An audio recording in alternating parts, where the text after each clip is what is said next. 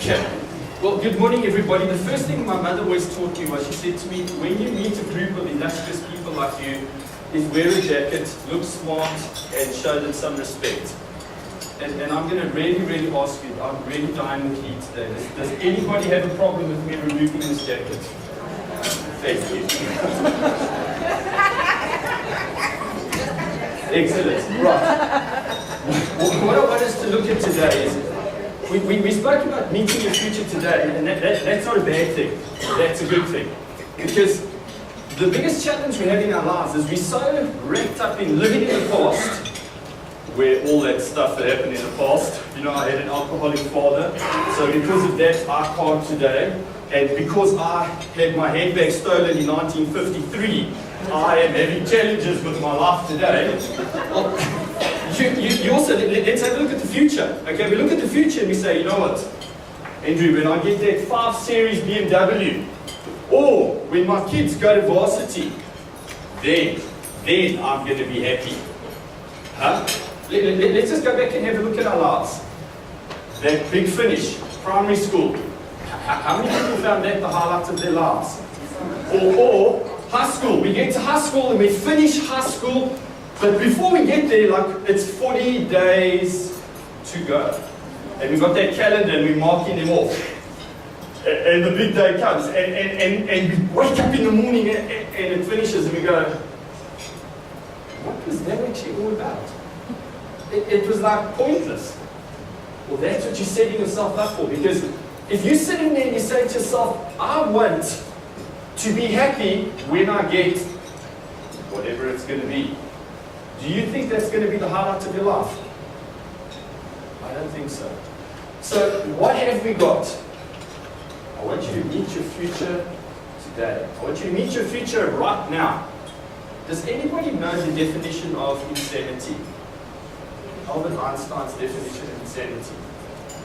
He said, repeating the same behavior over and over again and expecting a different result. And I know this is so cliched, all right? If I had to run into that window, pull myself up, sort of wipe the blood off, and I took 3 steps back and I did it again, do you think I'd get a different result? Absolutely, I can turn my head. Okay. But the reality is, in all likelihood, I'm going to bang my head, I'm going to have the same challenges. Let's look at our lives. And this doesn't include everybody. If this doesn't include you, then please ignore it. But we wake up every morning at a time we don't want to. We go to a place where we don't want to be. We spend the day doing something we don't want to do. So we can earn money to buy stuff we can't afford, to impress people who don't like us, and we most certainly don't like them. And that's our lives. So let's run into the wall again. But it gets worse. We don't just do it for one day. We repeat it 365 days a year.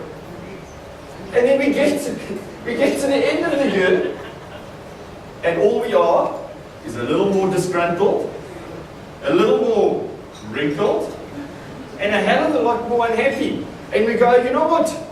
My life's just not working. In fact, you know what, Andrew? You're going to stand here and you're going to tell me to make myself some goals. Well, let me tell you about my experience with goals.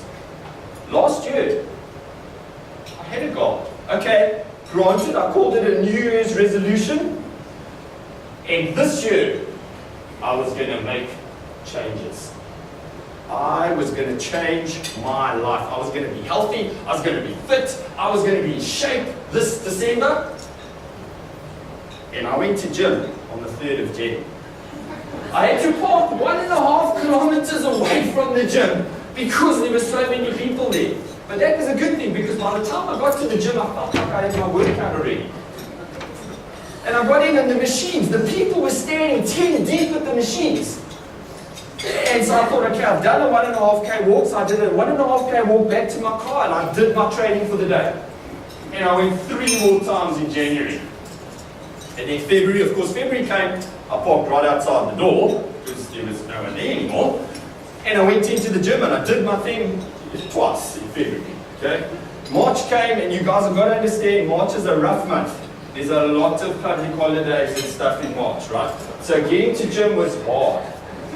And then the rest of the year went on, and I sporadically went to gym sort of here and there. And here I am on the 24th of November, and you know what? That goal setting thing just doesn't work, hey? Well, let's explore that a little bit. Do you think that going to gym 3 times in January, a couple of times in February, not at all in March, and then shooting down goal setting because you didn't actually do it right? Well, I want to offer you a little plan today. Something that you can bring into your life. It's a simple take home. Who doesn't have a pen here?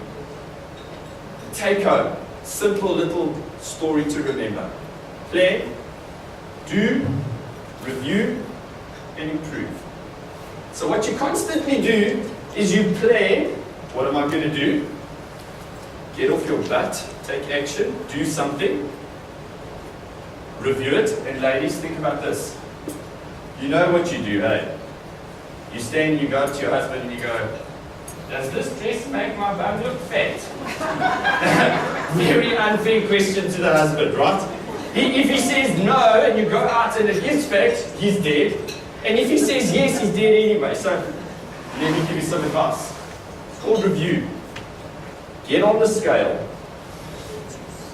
If the number's high, the butt is big. So the reality, ladies, is listen to the feedback, agents. Listen to the feedback that's coming from your environment. If somebody is telling you, well, let's think what your environment's telling you. I want to get more money in my bank account this year. Well, go figure. You're either rich or you're poor.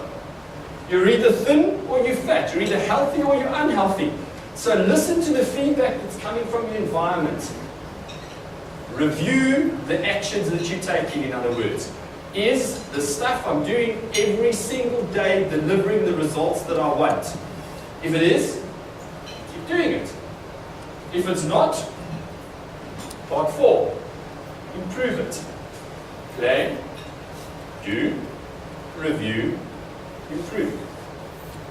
A couple of weeks ago, I spoke at an event with a whole lot of doctors of psychiatry and doctors of psychology, and I'm pretty much an amateur as far as the brain goes. And I was chatting to these guys, and I thought, let me shock them. So I stood up in front of them, and the first thing I said was, gentlemen, ladies, do you know what messes with the mind? And you can imagine this lot of doctors and stuff moved to the front of their chair, they looked at me like this, and they went, yes, Andrew, what messes with the mind? And I said, you know what messes with the mind? It's not living to your full potential. Because what do we actually have? We have an unlimited potential where we can achieve, have, do, and be virtually anything, but we limit ourselves. Why? Because our beautiful, wonderful caregivers from the age of 0 to 17 tell us no 30 times more than the word yes. So we believe that we can't.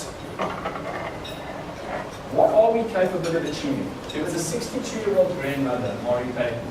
She was driving one of these pushing one of these self-drive lawnmowers up and down her lawn. When all of a sudden the accelerator got stuck, pulled out of her hands and it started going, careening across the grass. Not a big deal. So she was walking after it and she was going to catch it in her own good time. Until a little Elsie, her little granddaughter, thought, Granny, I'll help. And she ran in front of the lawnmower and she tried to stop it. Maury counted 4 steps, grabbed hold of the 150 kilogram lawnmower, tossed it out the way like it was a piece of plastic. That same grandmother that morning couldn't lift a 12.5 kilogram plastic dustbin to empty it into a plastic bag to throw it outside. So what are we really capable of achieving? Are we capable of lifting that 12.5 kilogram dustbin into the bin and emptying it? Or are we capable of picking up 150 kilograms and tossing it out the way like it doesn't even exist?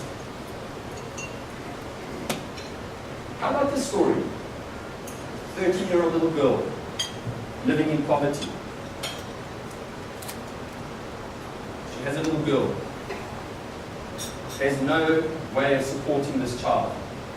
From the age that this little baby is born until the age of 13, the child is repeatedly molested, abused, sexually abused. At the age of 13, this little girl falls pregnant herself, gives birth to a stillborn child. At 14, she's put into reformatory where they say there's absolutely no hope, no future for this child. What do you think the possibility is for that child to actually become something, to turn into something in the future? Unlikely. Well, how about if I told you that that person was Oprah Winfrey? So the big thing that you need to keep in your mind right now is, it doesn't matter where you are. What really matters is where you're going, where you're headed. In other words, everything in your life right now can be viewed in two ways. I can look at it and I can go, you know what, Andrew? Do you know that there's a time of the week when the most heart attacks happen? Anybody know when that is? Monday morning at 9:30. Now there's no physiological reason on this planet why our hearts attack us. Let's get real. We allow our hearts to attack us on a Monday morning. Why? Because we hate our lives so much. We are so terrified about going to work because we don't like our jobs. So we let our hearts attack us. The stress is so overwhelming that our hearts actually attack us on a Monday morning. How about making this little shift? Work in, this is the second thing I'm liking right now. We have a choice. We can look at everything in our lives and we can wake up and we can go, that job is in my way. I absolutely hate what I'm doing. How am I going to get through my day? How am I going to get through my week? Or I can make a small shift. And I can have a very clear picture in my mind, a vision of where I actually want to take my life. And I can say, you know what, as long as I've got a vision, and I wake up in the morning and I see my job, the same job, slightly differently. I see it as being on my way. When anything's on my way, I look at it differently. And I don't look at it and see it as being in my way and how can I get through it. But I see it as on my way and I say, what can I get from it? How many of you think you've got a really bad job? How much worse? That's rough. It doesn't get much worse than that. Who do you think the most important person in your life is? It's you. You're the most important person in your life.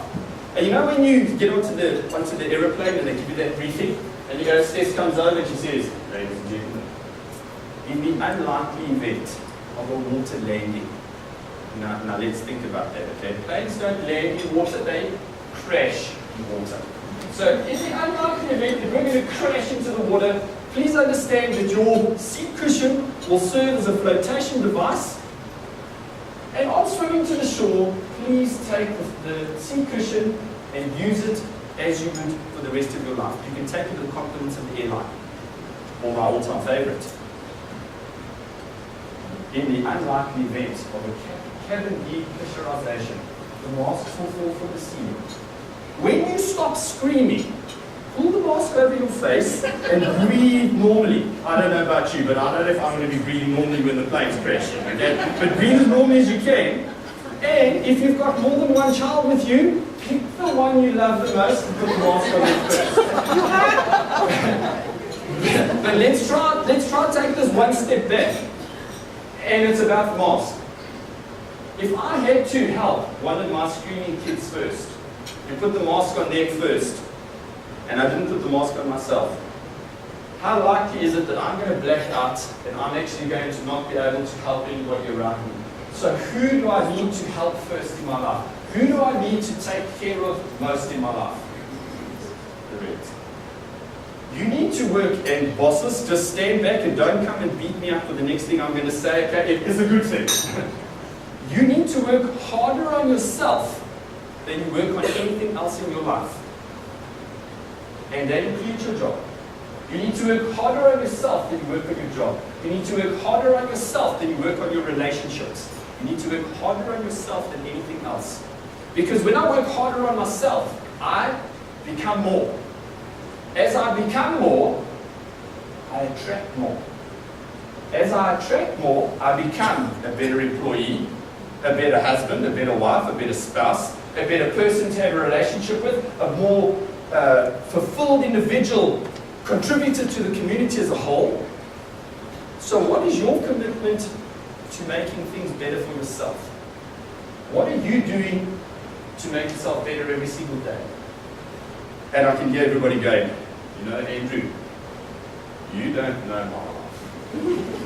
Okay? You got to come visit me and just see how busy I am. Let me tell you how my morning starts. I wake up with this alarm in my ear, and I push the snooze button for 9 minutes, and then I get out of bed and I pour a cup of coffee down my throat, and then it just goes haywire from there. Well, let's explore that just a little bit, okay? Do you know if you had to take 9 minutes a day, not push the snooze button, wake up, pick up an educational, inspirational book and read it. 2 to 3 pages you'd be able to read a day. You read 2 pages a day, 730 pages of a book that is making you better a year. Average book, 200 pages. 3 books a year. All you've done is not push the snooze button. You still not have time. How about this? Every single day, the average person spends 30 minutes commuting to work, 30 minutes commuting from work. It's an hour a day. Do you have any idea how much time that adds up to in a year? It's 33 8-hour days that you could be listening to the news in the car. You know the news, eh? Ladies and gentlemen, very sad day. Justin Bieber has been found alive in his flat today. or, of course, you could be having that stimulating music that goes and you can see how that's going to make you a better person. Hey? I can feel it. It's like, that's improving me. Or I could be putting an inspirational DVD, a CD, or educational CD into my car, which I could be listening to while I'm driving. Or if I don't have a vehicle, I could have an iPod, and I could be listening to something. 33 days a year equates to 330 days in 10 years. That's nearly an extra year of education, and all you've done is use time that would have gone wasted. Do you still think you don't have enough time? You can make massive changes in your life, and it all starts with you.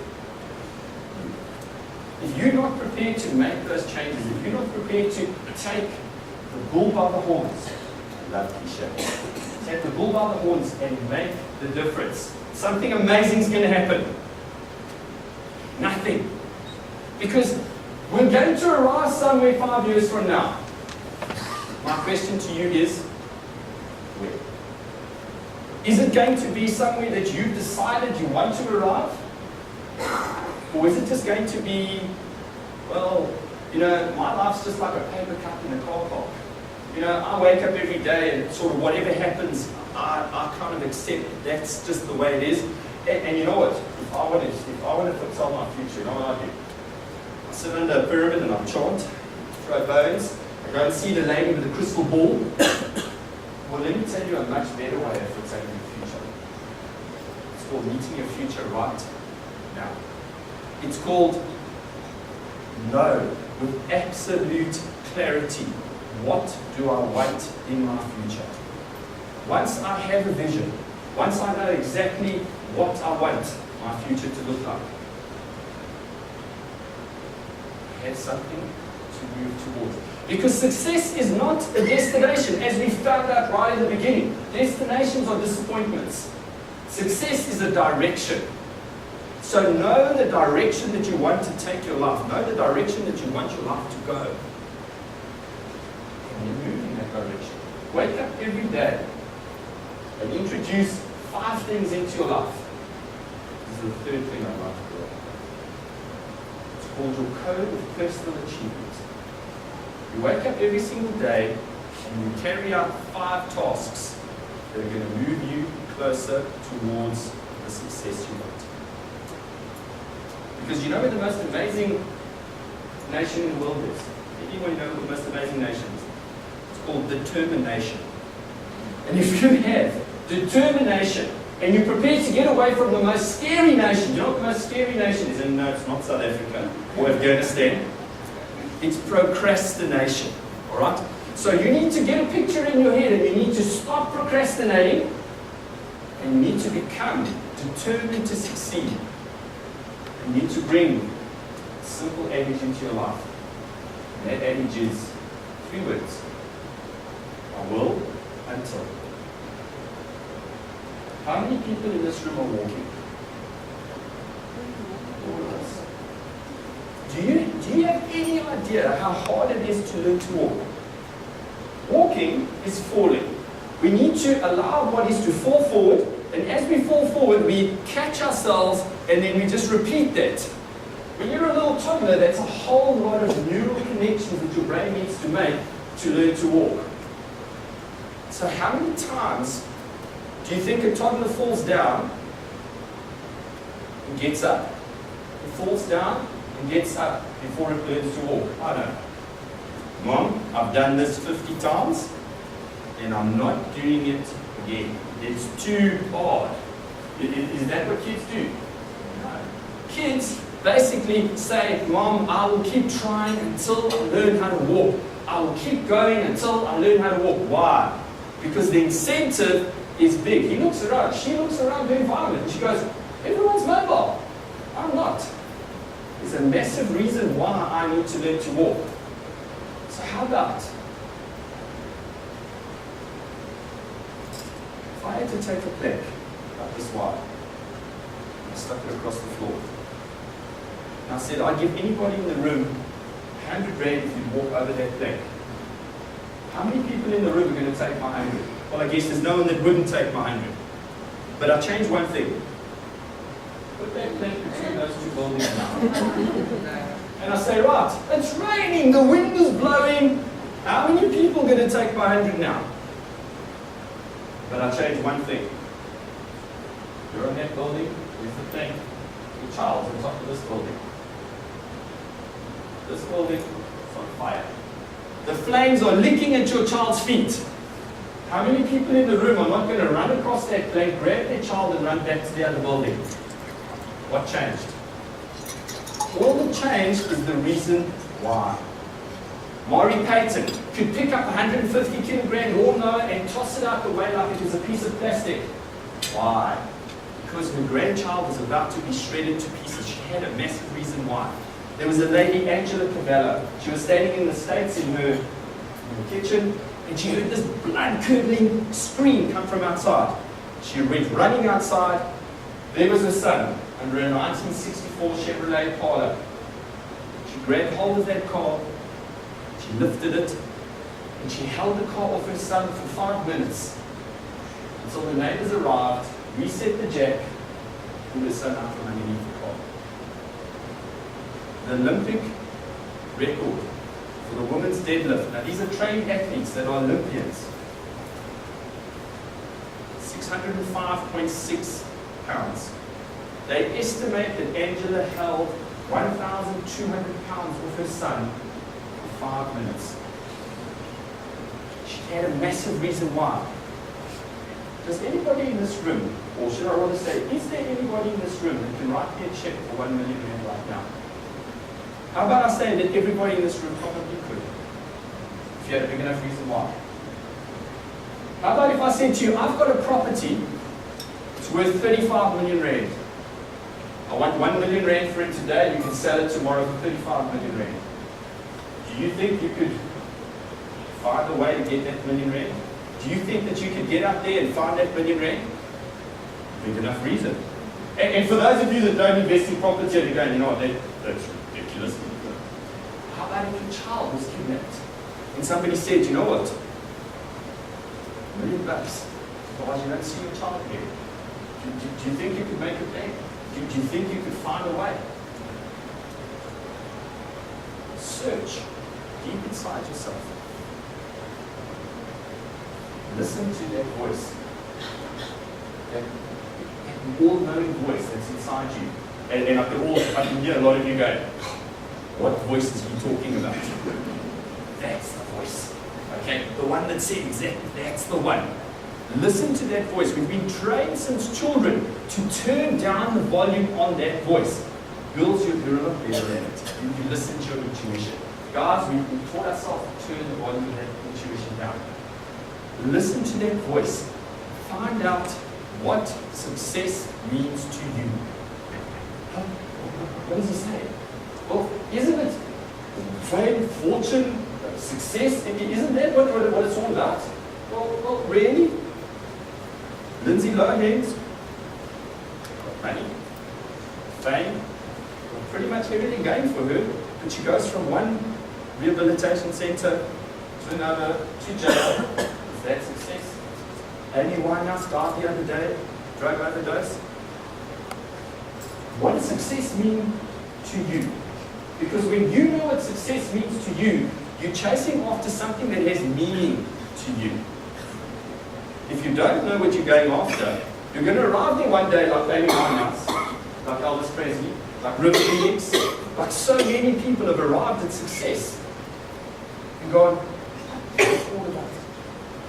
Know what you want, and then go about building a plan to move you in that direction. Because if you don't know what you want, what's going to get you there? A genius without a roadmap will get lost in any city. But an absolute fool who has a map will be able to take themselves to exactly where they want to go. Do you have a map? Just by show of hands, how many people in this room have written down goals? Wonderful. The average is about 3%, which is pretty much what was here today. If you don't have written down goals, let's think about it. I get to my driveway, just the simplest task of getting to work in the morning. Get to my driveway in the morning. Do I go left? Do I go right? Do I go straight? Which way do I go? We arrive in January every year, and we have no idea where we're going to take our lives. And then we get to December and we've gone nowhere, which was our plan. Because not having written down goals is a plan, it's just a bad plan. So we arrive in January with no plan. We get to December with no results. And then we shake our heads and we go, no, I don't understand what's wrong with my life. Where am I going wrong? I want you to do it different this year. I want you to look at your lives. I want you to look at two things. What does success mean to me? What do I want in my future? And then simply pull the trigger, plan, do, review, and improve.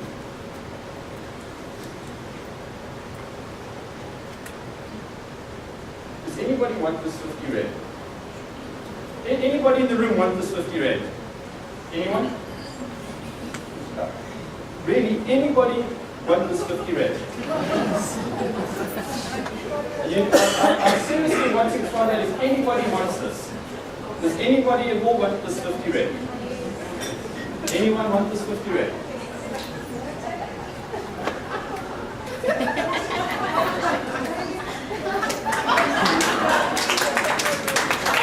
Why does it's Annalise, eh? No, Annalise. Please, Annalise, that's all part of the deal.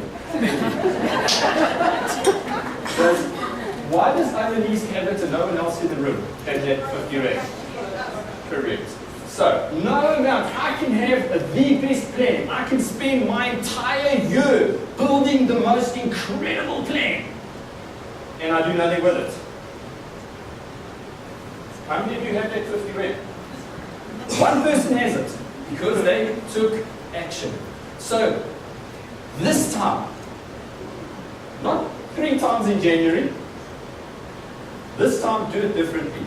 This time, make a different commitment in your head. This time, say, I'm going to make my life better. I'm going to do things differently this year. Remember?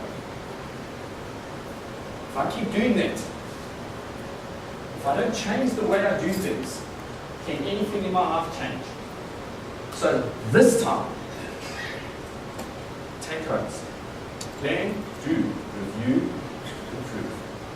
Make that commitment, and mostly, let me pause. Take action. Get off your butt and make it different this year. Because something amazing is going to happen if you don't. Nothing. No mountain is insurmountable. No challenge is unbeatable. If you have a plan. But what's the most important thing to remember? There is no such thing as a one-sided positive life. Is there? Can anybody in this room go out and find me a one-sided positive life? Because if you can, I'll give you $1 billion. I'll borrow it. If you can, is it possible? Just the same, it's not possible with our lives. So I want you to have one extra thing on top of plan, do, review, and improve, and the adage of our will until. Know that there's no such thing as a one-sided positive life. Life is full of challenges. When those challenges come your way, expect them, anticipate them, plan for them, overcome them. Nothing can stop you. But just know that you need a plan. That you need to understand that life happens. Stuff happens. In fact, the very challenges that cross your path are often the catalyst that unlock your unlimited potential, that unlock opportunities. I read biographies all the time. I've never come across a single super achiever that has not encountered some kind of challenge in their life. Do you know that if Winston Churchill had died at the age of 63, nobody would have even known he existed? He became Prime Minister at the age of 65. And the reason that he was able to carry a whole country on his shoulders was because of all the challenges, all the failures, all the difficulties that he had to deal with. What about you? Understand that success is going to be filled, your pathway to success, your journey to success is going to be filled with challenges. It's going to be filled with potholes. The difference between the super achiever and the average person is simply one thing. The super achievers have the challenges, they overcome them, and they go ahead and do them anyway. As easy as the small actions are to take every day, so easy are they not to take. This year is going to be different though. You're going to do the difficult things. You're going to become successful this year. You're going to take action. Do those small things every single day, and nothing can or will stop you. Thank you all very much.